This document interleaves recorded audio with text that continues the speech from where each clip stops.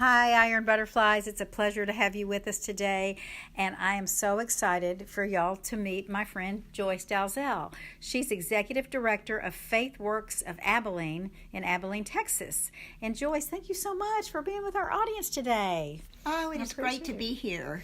Well, the work that you do is just phenomenal, and you work with Iron Butterflies every single day and help people grow and learn. And I would like, if you would, tell our audience a little bit about FaithWorks of Abilene. Sure.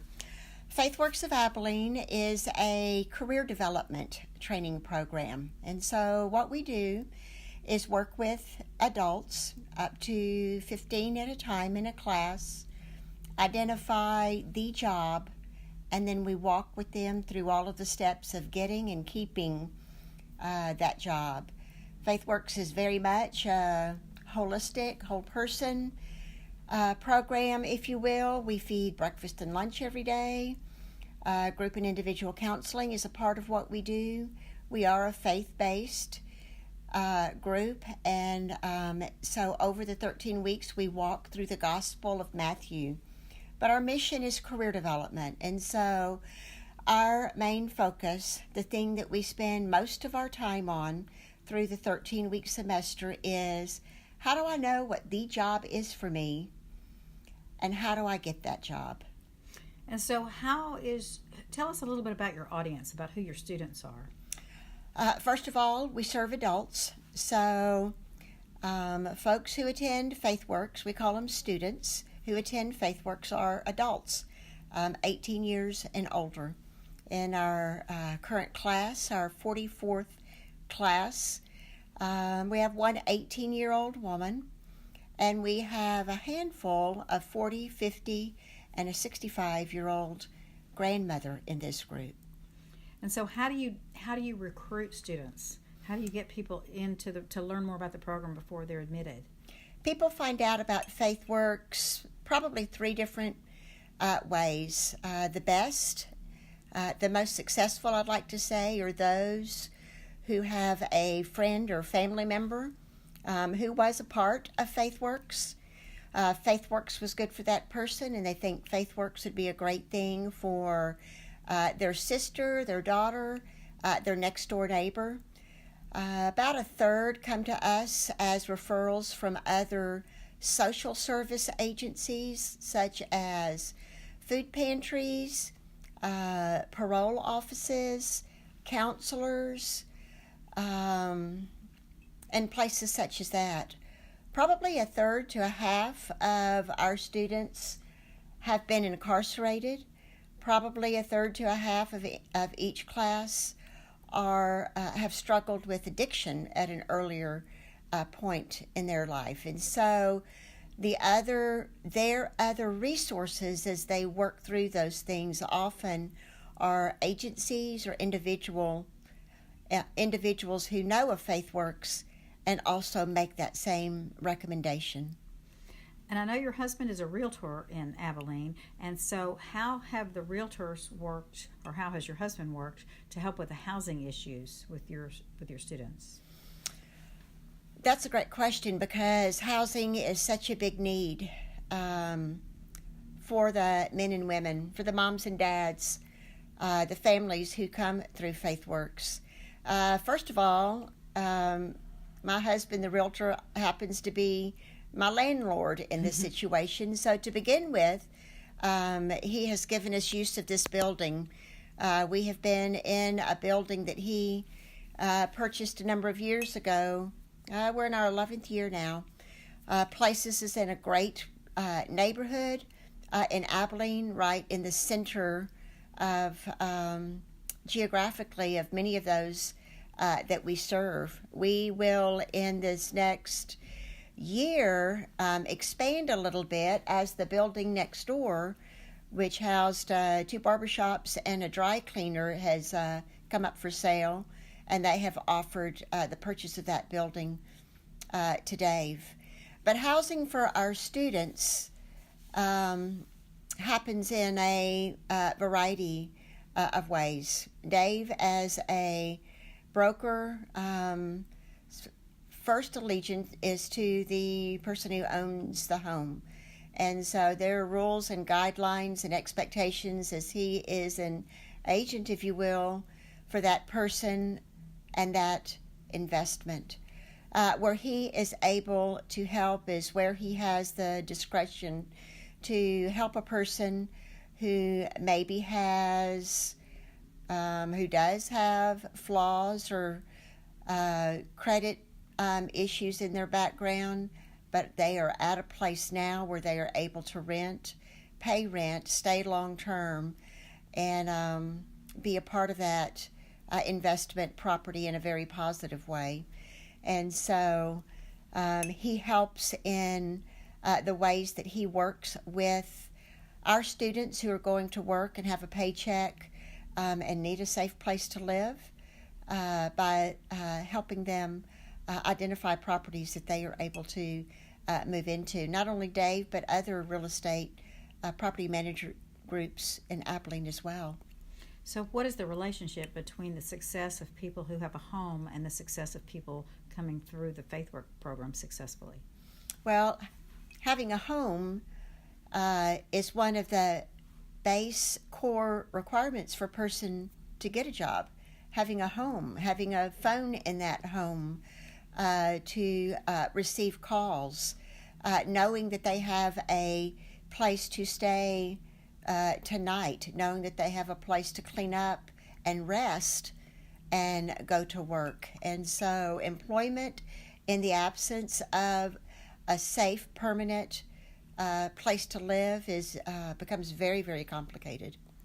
Describe, if you would, your building and what each room in your building does, and how your staff, where they work and what they do to facilitate the success of FaithWorks. Okay, we are currently in a building that was built in 1955, originally as a medical building. The doctor, the physician who owned the building, used half of the 6 suites in the building as his own medical office and medical lab. So if you can imagine a 1,500 square foot, a 6,000 square foot building that is a string of doctor's offices. We have labeled them Suite A, B, C, D, and E. The 2 on the end that we have labeled D and E, the doctor owned. And so what once was a medical lab is now a kitchen for FaithWorks. In the beginning, 10 years ago, we were the recipient of hand-me-down appliances. And so we set up this kitchen originally with a household refrigerator that someone traded in and gave to us, a dishwasher, the same story.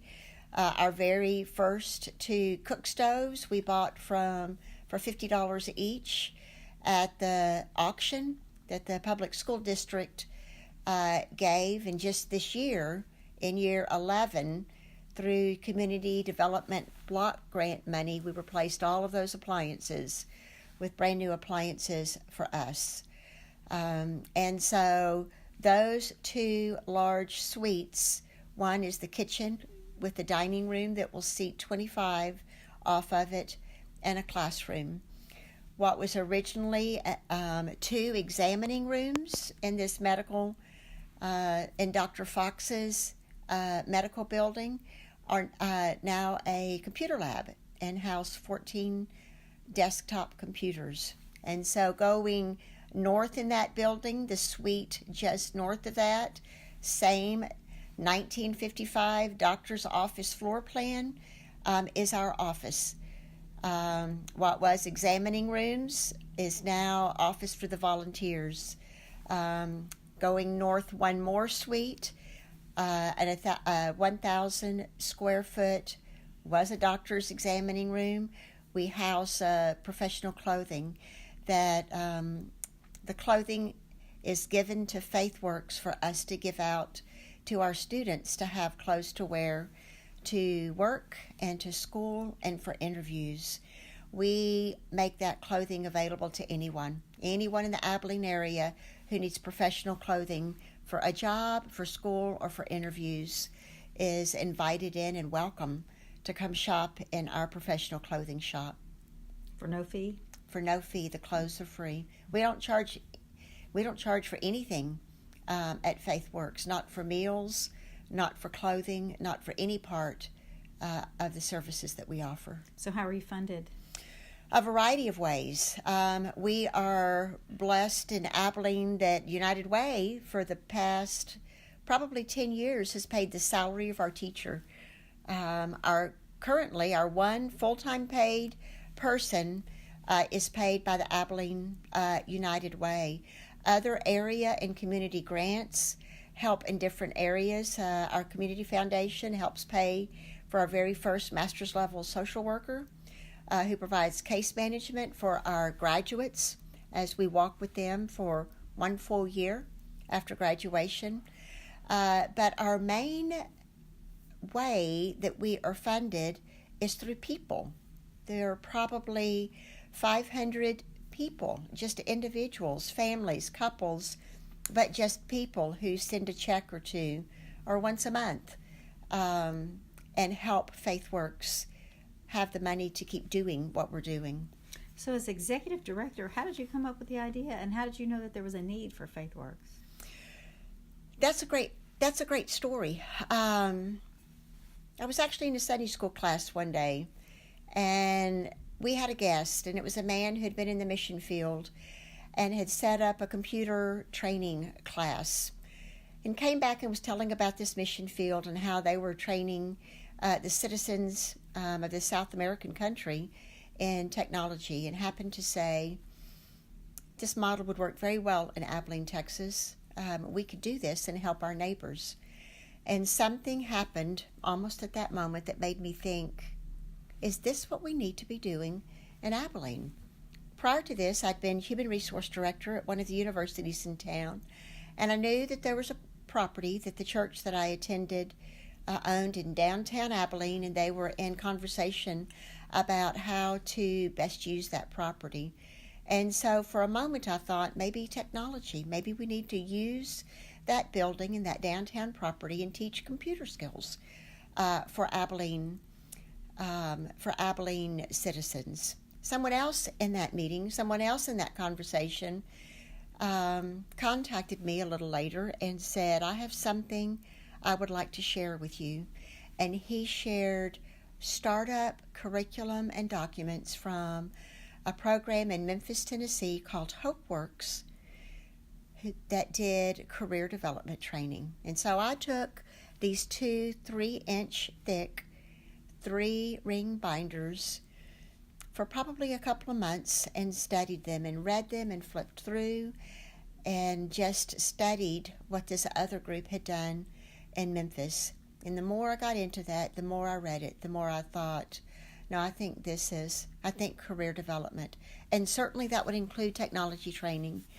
But bigger than that, broader scope than that is what do I do career-wise to become financially independent? So have you all had mentors? How do you integrate your students into the community? We do have mentors. We also have internships. And so as we go through the semester, as the students have done online research, as they have done reading, as they have interviewed real people in Abilene, Texas who are doing the jobs that they are considering, they narrow that research down to 2 or 3 career choices. And we place them in an internship in a nonprofit or a business in town that matches as closely as we can what they think their career goals will be at that time.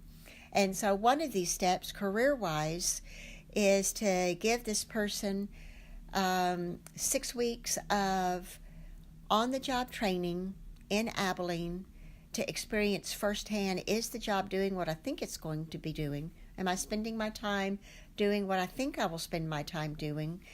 And do I like it as much as I thought I would like it? So that's one step, and that gives that reference on a resume that they now have that experience that they did not before as they graduate and go into the workplace.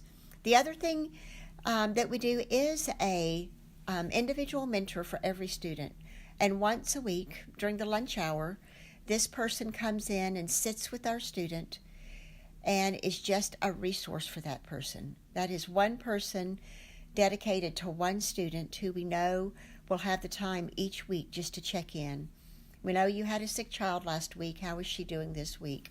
We know you had an interview with this person in a medical office. How did that go? And just everyone else at FaithWorks is shared. The teacher is shared, the counselors are shared, everyone is shared except this one lunchtime mentor.